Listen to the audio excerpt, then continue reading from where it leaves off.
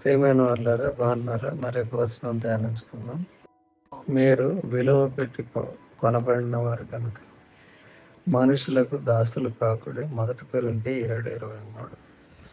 మనము పాపమునకు సాతానుకు దాసులమై ఇంకనూ పాపులమై ఉండగానే మనలను పాపము నుండి విమోచించుటకు మరియు సాతాను నుండి విడిపించి స్వతంత్రులుగా చేసి దేవుని పిల్లలుగా చేయుటకు మరియు పరలోకమును స్వాస్థ్యముగా అనుగ్రహించుటకు ప్రభువైన యేసుక్రీస్తు వారు మరణించారు.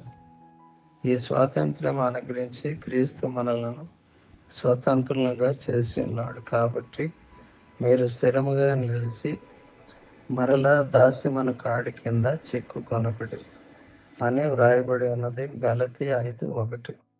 మనము పాపము నుండి మరియు సాతాను నుండి విడుదల పొందిన ఎడల మనము ఇక మీదట సాతానును సేవించము. మన ప్రభువైన యేసుక్రీస్తు వారిని మాత్రమే సేవిస్తాం. దేవుడు మిమ్మల్ని అందరినీ దీవించి అలాగ సిద్ధపరచునుగాక. ఆమేన్.